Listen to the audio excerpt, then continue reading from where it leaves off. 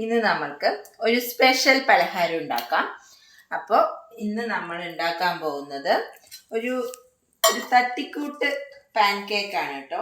Pan കേക്കോ അല്ലെങ്കിൽ cup കേക്കോ എന്ത് വേണമെങ്കിലും വിളിക്കാം ഗൈസ്. നമ്മൾ പേരൊന്നും ഇട്ടിട്ടില്ല. അപ്പോൾ നമ്മൾ ജസ്റ്റ് വീട്ടിലുണ്ടായിരുന്ന കുറച്ച് ദോശമാവ് ഉണ്ടായിരുന്നു. ദോശയ്ക്ക് അപ്പത്തിനുള്ള മാവായിരുന്നേ. അപ്പോൾ കുറച്ചുണ്ട്. അപ്പോൾ അതിലേക്ക് നമ്മൾ ഒരു കരണ്ടി ഗോതമ്പ് മാവിട്ടു. എന്നിട്ട് നന്നായി ഒന്ന് മിക്സ് ചെയ്യാം.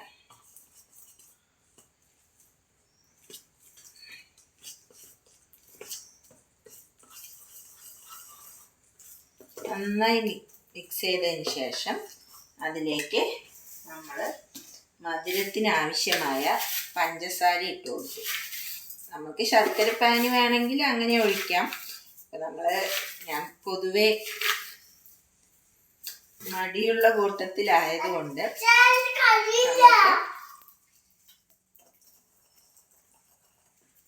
പഞ്ചസാര ഇട്ട് കൊടുത്തു. എന്നിട്ട് അത് നല്ലപോലെ മിക്സ് ചെയ്യാം. അതിന് ശേഷം ഇപ്പം നമ്മൾ കപ്പ് കേക്ക് ഉണ്ടാക്കാൻ പോകുന്നത് അല്ലെങ്കിൽ പാൻ കേക്ക് ഉണ്ടാക്കാൻ പോകുന്നത് ഇഡ്ഡലി പാത്രത്തിലാണ്. ഇഡ്ഡലി പാത്രത്തിൽ നമ്മൾ വെള്ളം എടുത്തു. വെള്ളം ആക്കിയിട്ടുണ്ട്. ഇതായി തട്ട് വയ്ക്കുക. തട്ട് വെച്ചതിന് ശേഷം ഈ പാത്രത്തിലാണ് നമ്മൾ ഈ കേക്ക് ഉണ്ടാക്കുന്നത്. അപ്പം നെയ്യ് ആക്കി വെച്ചിട്ടുണ്ട്. അപ്പം നെയ്യ് എടുക്കുക. ഒന്ന് നെയ്യ് ഇതിൽ ബ്രഷ് ചെയ്ത് കൊടുക്കാം. നമുക്ക് പാത്രത്തിൻ്റെ എല്ലാ സൈഡിലും ഇത് പൊന്തി വേവുമ്പോൾ അതിൻ്റെ ഒരു ഫ്ലേവറിന് വേണ്ടിയിട്ടാണ്. പിന്നെ അതൊന്ന് ഒട്ടിപ്പിടിക്കാതിരിക്കാനും വേണ്ടിയിട്ട് നമ്മൾ നെയ്യ് പാത്രത്തിൻ്റെ എല്ലാ സൈഡും നല്ലപോലെ തൂവി കൊടുക്കുക. അതിന് ശേഷം ഈ കേക്കിൻ്റെ ഈ മാവിൻ്റെ മിക്സ് നമ്മളിതിലേക്ക് മുഴുവനായിട്ട് ഒഴിച്ചു കൊടുക്കാം. ഉണ്ണിക്കുട്ടൻ ഇവിടെ കപ്പ് കേക്ക് ഉണ്ടാക്കുമോ എന്ന് ചോദിച്ചിട്ട് വന്നിട്ടുണ്ട്. അവന് ഇഷ്ടമുള്ള ഒരു പലഹാരമാണ് ഗൈസ്. ഞാനിത് ഇടയ്ക്കിടയ്ക്ക് ഉണ്ടാക്കാറുണ്ട്. അപ്പം ഞാൻ എപ്പോൾ ഉണ്ടാക്കുമ്പോഴും വിചാരിക്കാറുണ്ട് ഇങ്ങനെ ഒരു വീഡിയോ എടുക്കണം എന്ന് വിചാരിച്ചിട്ടുണ്ട്. അപ്പം ഞാനത് ഇന്ന് എന്തായാലും എടുക്കാമെന്ന് വിചാരിച്ചു. അപ്പം നമ്മൾ മാവ്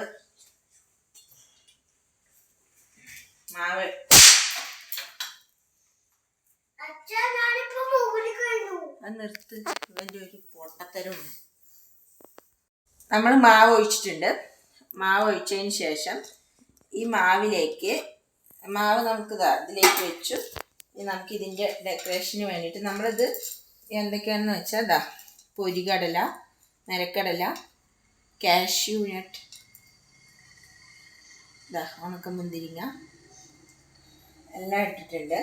അപ്പം നമ്മൾ അത് ഓരോന്നായിട്ട് നമ്മളുടെ വീട്ടിലുള്ള സാധനങ്ങൾ ഇട്ടാൽ മതി കേട്ടോ. എല്ലാവരും ഇതൊന്ന് ട്രൈ ചെയ്യണേ. കുട്ടികൾക്കൊക്കെ വളരെ ഇഷ്ടപ്പെടും കേട്ടോ. നമ്മളതെല്ലാം ഇട്ട് കൊടുക്കണേ. ഞാനിത് ഈ മാവിലേക്ക് തന്നെ ഇട്ട് കൊടുക്കണം. അപ്പം നമുക്കിതൊരു വെന്ത് കിട്ടും. നല്ല ടേസ്റ്റ് ഉണ്ടാവും. നമ്മൾ ഇങ്ങനെ അടച്ചു വെച്ചു. എന്നിട്ട് നമ്മൾ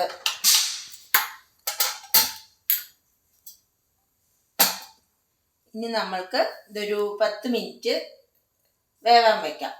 ഒന്ന് ആവിയൊക്കെ വരും. ആവി വരുമ്പോൾ നമുക്ക് നോക്കാം കേട്ടോ. ഫ്രണ്ട്സ്, നമ്മൾ തയ്യാറാക്കിയ കേക്ക് ഇവിടെ റെഡി ആയിട്ടുണ്ട്. അപ്പോൾ 10 മിനിറ്റ് അത് വേവാൻ വെച്ചു. വെന്തതിന് ശേഷം നന്നായിട്ട് ആറിയതിന് ശേഷം നമുക്കിത് ഒന്ന്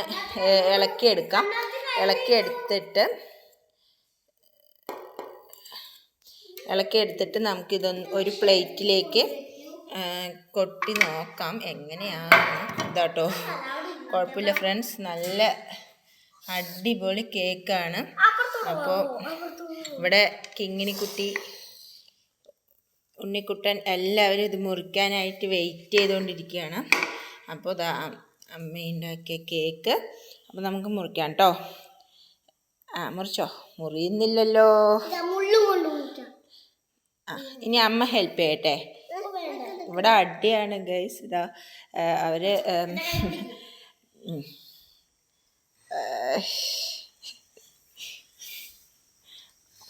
നല്ല സോഫ്റ്റ് ആയിട്ടുള്ള കേക്കാണ്, മുറിയുന്നില്ല എന്ന് പറഞ്ഞിട്ട് അങ്ങനെ അവർക്ക് മുറിക്കാൻ അറിയാത്തതുകൊണ്ടാണ്. അപ്പോൾ ഓക്കെ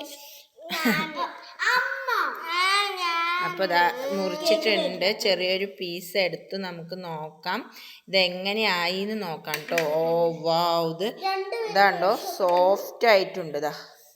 സോഫ്റ്റ് ആയിട്ടുണ്ട്.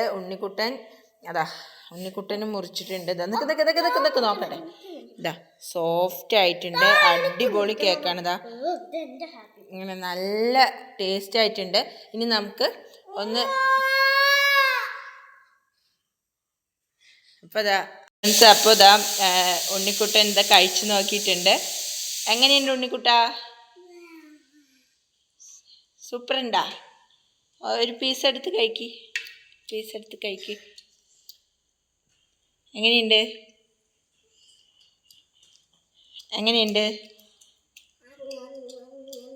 ഇഷ്ടപ്പെട്ടാ? ഓക്കെ ഫ്രണ്ട്സ്, അപ്പോൾ എല്ലാവരും ഇതൊന്ന് ട്രൈ ചെയ്യണം. കുഴപ്പമില്ല, നല്ല സോഫ്റ്റ് ആയിട്ടുണ്ട്. അപ്പോൾ കുട്ടികൾക്കൊക്കെ വളരെ ഇഷ്ടപ്പെടും. ദോശമാവോ ഇഡ്ഡലിമാവോ എന്തെങ്കിലും ബാക്കിയുണ്ടെങ്കിൽ ഇങ്ങനെ എല്ലാവരും ഒന്ന് ട്രൈ ചെയ്യുക, അഭിപ്രായം അറിയിക്കുക. Okay friends, thank you.